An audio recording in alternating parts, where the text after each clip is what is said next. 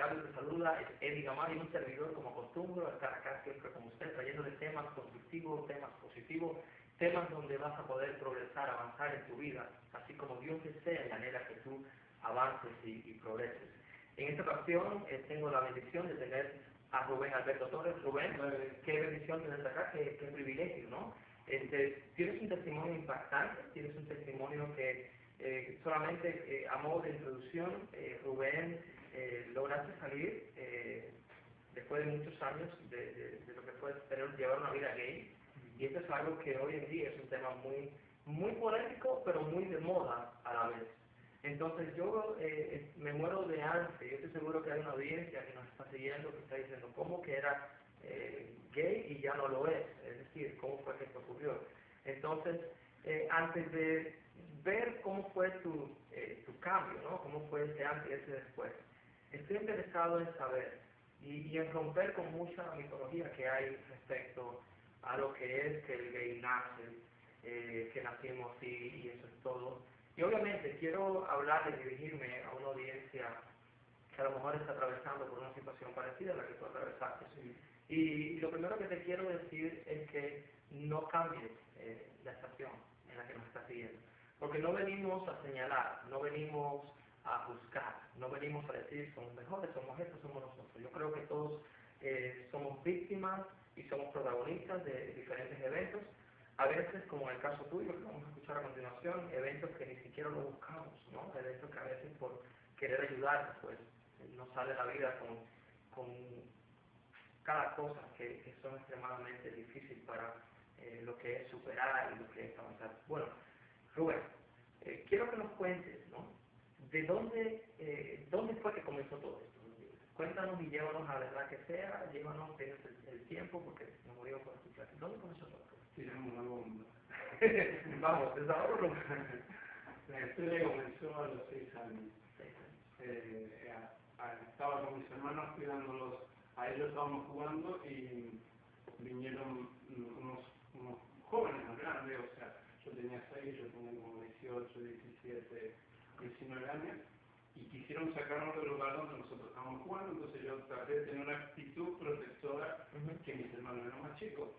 Entonces el más grande, digamos el líder,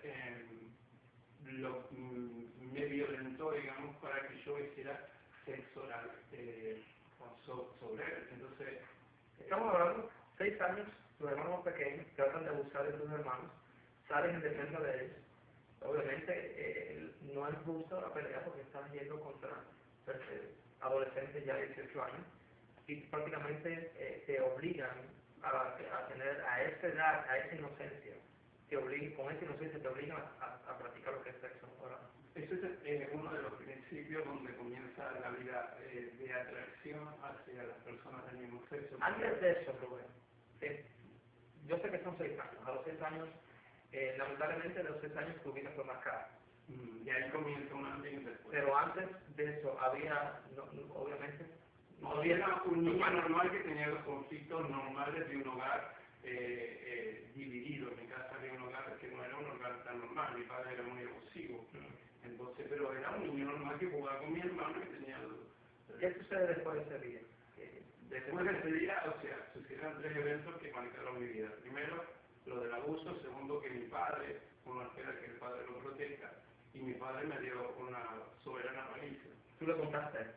Claro, porque mi papá me preguntó qué pasó. Mi hermano más chico se escapó de ese grupo para ir a besar a mi padre. Cuando mi padre vino, ya se habían ido las otras personas y estaba yo ahí llorando con mi otro hermano.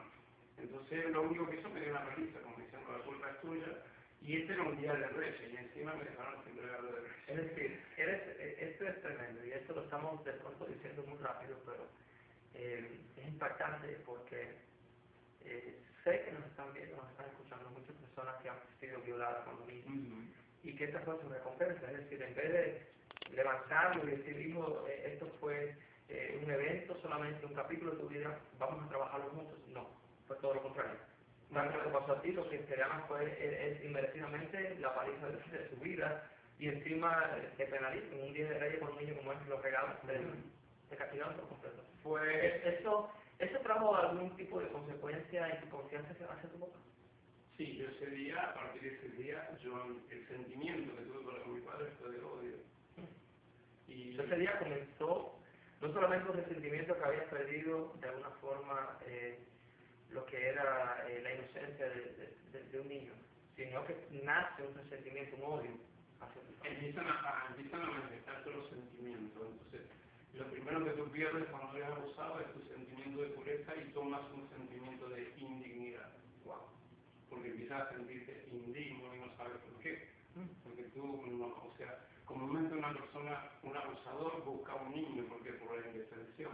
Es la manera de manejarlo. Es el más vulnerable Y no sostenerlo y de manipularlo, porque a través del temor y de todas esas situaciones él sabe cómo manejarlo. Si nosotros no logramos resolver este conflicto de esto del abuso, o sea, a mí me llevó tiempo sanar todas estas cosas de atrás y el proceso del abuso que sigue avanzando. Ya después uno no es abusado sexualmente, sino que es abusado en todas sus emociones, es abusado en el trabajo, es abusado en la familia, es abusado en la vida social que tiene, porque no se vuelve permisivo a todo ese tipo de cosas. Y es la manera que tiene para sentirse amado y querido, necesita que lo abuse. Wow. Yo diría que es un trauma, es un engaño total, ¿no? Es un abuso, no solamente en este momento, sino lo que viene detrás de ahí. ¿De alguna forma trataron tus padres de buscar a los niños? Fue un proceso, o sea, de ahí mi madre y mi padre lo que hicieron. Mi madre cayó toda la historia, porque tengo sí grabado, después de los 6 años, como a los 2 o 3 días fuimos a la casa de una tía que vivía a la vuelta. Ya antes habían ido con mi padre a la persona que me había abusado y quedó como si nada, ahora que sabes cómo te va a hacer, yo seguí siendo, eso es lo que yo sentía, seguí siendo el malo de la película. Entonces, vamos de una tía mía, mi mamá le cuenta y mi tía le dice, mi mamá le dice negra, entonces digo, negra, este problema tenemos que callarlo porque no se puede hablar socialmente de estas cosas, tiene que callarlo. Entonces mi mamá y toda la familia que hizo, esto se trató y nunca se trabajó. O sea, ellos nunca pensaron en el dolor de la persona que fue abusada. O sea, yo fui creciendo con un montón de dolor dentro. Pusieron en mayor estima lo que fue el cuidar el nombre, el apellido de la familia, que realmente el dolor que tú estabas experimentando, tu sufrimiento en esa ocasión. Y de alguna manera tiene que ver un poco con las heridas que los padres a veces arrastran y a no estar preparados. Porque uno de los problemas que yo entendí con el tiempo, después de mi sanidad y todo eso, que mis padres no estaban preparados. Y después, más profundamente entendí que mi madre había sido abusada a los 8 años y ella misma no podía hablar de este tema porque mi papá no lo sabía, su familia no lo sabía. O sea, ella repitió el patrón de lo que hicieron con eso. Me estuviste contando fuera de cámara que también tuvieron una ayuda de lo que son doctores, médicos, psicólogos, ¿no? ¿Cómo fue esa experiencia? Eso fue a los 12 años. O sea, de los 6 a los 12, después de los 6 años del primer abuso, y que yo entendí que hablar del abuso era malo, entonces que no pasó nada. Entonces mi papá a veces me llevaba y jugaba a los bowling o a las bochas, como se dice en mi país, y entonces me llevaba a jugar. Pero yo no jugaba, él me dejaba con sus amigos, iba a jugar, y todos esos amigos seguían abusando de mí. De los 6 a los 12. Lo que te ocurrió a los 6, siguió repitiendo. Pero no yo no hablaba, porque yo dije, igual voy a hablar de nuevo, voy a tener que hablar. Entonces dije, no hablo. Wow. Entonces dentro de mí fue creándose una historia de mayor confusión, porque después empezaron a crearse dentro de mi vida deseos y sentimientos no claros, que yo no me entendía, porque yo empecé a tener fantasías pornográficas, atracciones, veía una película y por ejemplo me identificaba con que era o el hombre de la película o la mujer de la película, y toda esa vida de sexo estaba ahí, yo la vivía. ¿Pero películas sí, pornográficas o películas? No, películas normales que puede ver un niño en cualquier... Y esas películas regulares te llevaban a mi mente volaba, o sea, yo me trasladaba, pero no veía esa película como normal. La imagen que venía a mí y lo que pasaba en mi mente era una película pornográfica. ¿Crees tú, Rubén, que había algún tipo de influencia espiritual en todo esto? Porque lo que no entiendo es lo siguiente: uno puede naturalmente recordar cosas y eventos y hacerse hasta más imaginaciones y hasta soñar con las cosas, si obviamente las tuviste y las viste y tienes esos recuerdos, ¿no?, en el subconsciente. Pero me llama la atención que estabas con todas esas imágenes en tu cabeza, más sin embargo necesariamente no las habías visto. ¿Crees que hay algún enlace entre el mundo espiritual, algún tipo de influencia en todo eso? Hay una influencia, o sea, arrastramos herencias, así como recibimos herencias familiares en el mundo natural, bendiciones, regalos, arrastramos herencias de enfermedades en la familia, también arrastramos herencias del mundo espiritual, que tienen que ver, o sea, una de esas herencias yo me di cuenta cuando me enteré que mi madre a los 8 años había sido abusada, entonces dije, acá hay un patrón que está repitiendo. Entonces, y cuando vuelvo más atrás, empiezo a investigar más atrás en las familias, todo este proceso sucede cuando ya uno es sanado, o sea, pasó mucho tiempo de todo este montón de cosas. Pero sí, hay una evidencia espiritual que nos sigue y solamente se corta con... Cuéntame, Rubén, cuando vas a lo que es el psicólogo que me dijiste, ¿qué ayuda recibiste? Nada, el psicólogo fue simple, dijo, yo llegué al psicólogo porque ya en ese proceso de los 6 a los 12, la vida que llevaba me hacía sentir incómodo. Dentro de mí estaba la vida natural que Dios me dio, la vida de hombre. Y por otro lado estaba la vida, mi diseño que había sido roto. Entonces estaba pasando por ese proceso de la vida de adentro y la vida de afuera. Estaban luchando. Entonces yo empecé a tener deseo de suicidarme. O sea, no me sentía incómodo conmigo mismo. Entonces, en todo ese proceso, vivía en una familia muy abusiva, entonces yo me escapé. Y me fui a la casa de un tío. Y ese tío llamó a mi papá, a él le dijo que yo estaba acá. Entonces mi papá dijo que iba a venir a hablar conmigo. Cuando mi papá vino a hablar conmigo, dijo, yo quiero saber qué pasa contigo. Y yo le dije, me gusta esto es lo que hay en mí, y esto es lo que soy. Confusión completamente. Entonces mi papá me dijo, la segunda herida que provocó en mí, porque me dijo, yo sabía que algo pasaba contigo. Entonces, para mí interior yo dije, ¿y qué estabas haciendo? Si sabías, no hiciste nada a los 6 años, no volviste a hacer nada hasta ahora. Entonces me dijo, vamos a llevarte al médico. Fui al médico, el médico me dijo, él va a ser así toda la vida porque esta es la estructura que tiene. Él va a ser homosexual toda su vida. Los que tienen que tratarse son ustedes. El médico, el médico dijo, prácticamente, este muchachito, este niño es gay y tiene que aceptarlo así como gay. Y es así, eso es irrevocable, eso no puede cambiar. Y los que tienen problemas y tienen que aprender a aceptarlo así como él es, son en este caso tus padres, son ustedes. Wow, ¿y qué ayuda tú sentiste que tuviste en ese momento? Lo único que hizo el médico, primero, sacarme un peso de encima, hacer en mí aceptación. Pero por otro lado, la ayuda que recibí fue la medicación que me dio para que fuera más rápido porque yo me suicidara. O sea, eso fue lo bueno que recibí.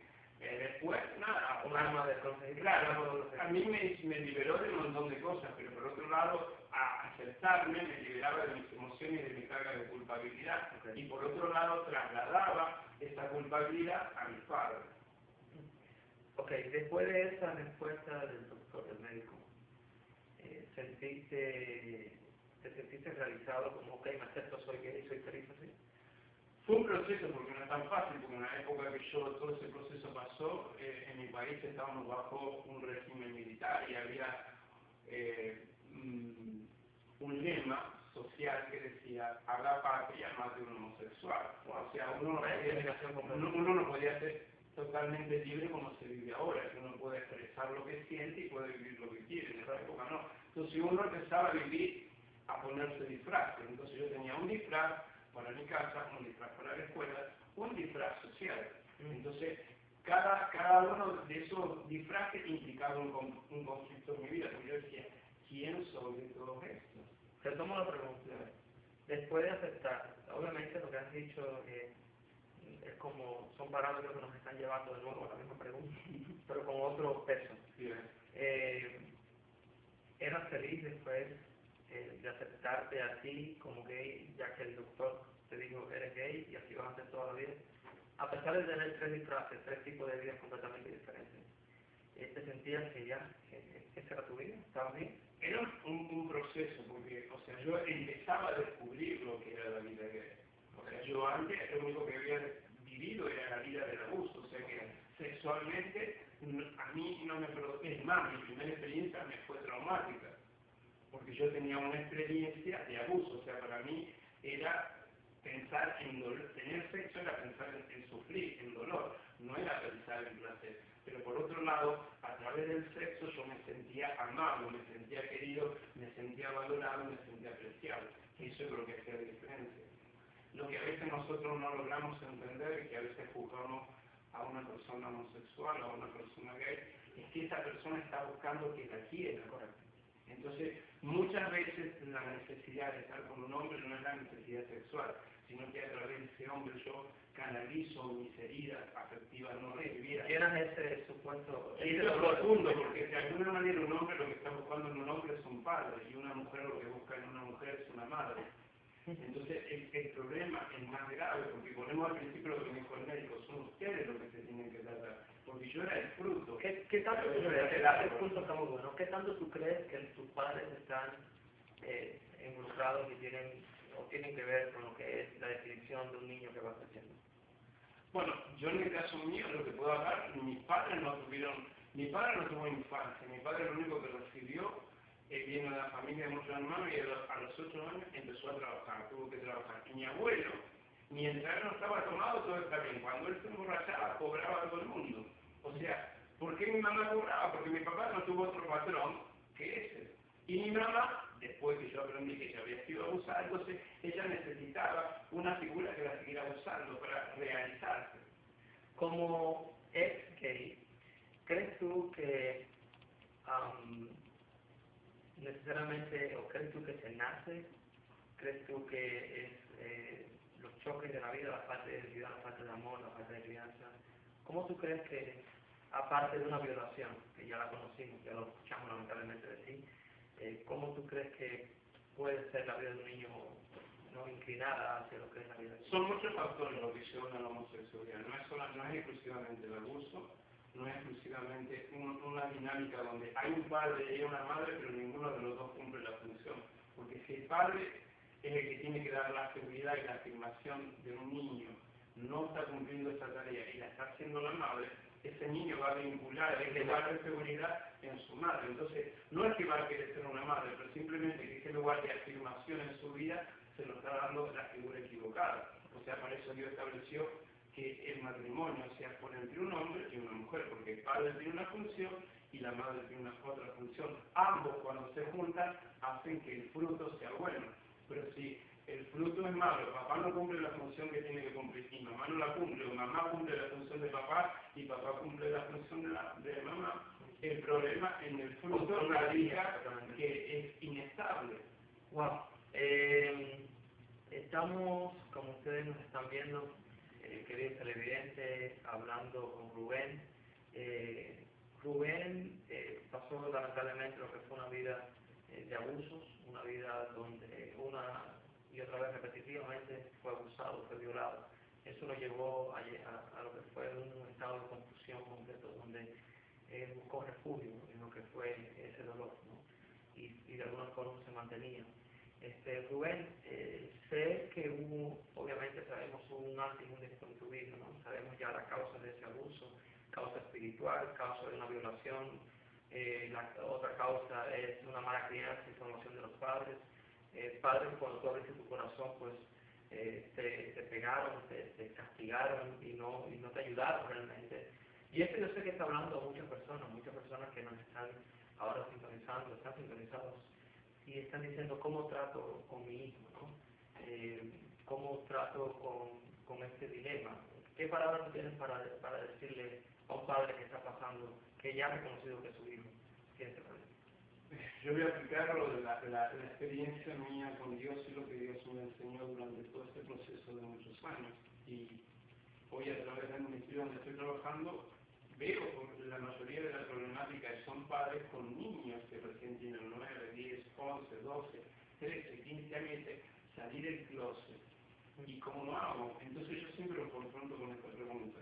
Tu hijo es el fruto, ustedes son el árbol. ¿Dónde estaba el árbol para que el fruto llegó a este lugar? Entonces, el árbol, si vamos a ver una historia, el árbol bueno produce el fruto bueno, el árbol malo produce el fruto malo. Entonces, ¿qué pasó en todo ese proceso? Entonces, los padres a veces se quieren esconder justificando sus culpas o sus errores. Acá no es una cuestión ya de culpabilidad, sino es una cuestión de responsabilidad. Cuando nosotros entendemos, yo como padre me equivoqué, no di lo mejor porque tampoco tenía lo mejor para dar, porque a veces pasa eso. O sea, si el padre no recibió cultura de paternidad, ¿cómo va a dar? No se puede dar lo que no se tiene. Este es un concepto, Rubén. Obviamente, en este segmento el tiempo se nos ha agotado, pero invitamos de una a los televidentes a que nos sigan, por favor. El próximo programa vamos a estar desarrollando más esto, vamos a tener respuestas para usted, madre, padre, que nos está escuchando. Lamentablemente, Rubén, por este segmento de este día, el tiempo se nos agotó, pero nos despedimos, un abrazo y hasta la próxima sesión. Un servidor, Eddie Mayor. Hasta la próxima. Gracias, Rubén. Gracias.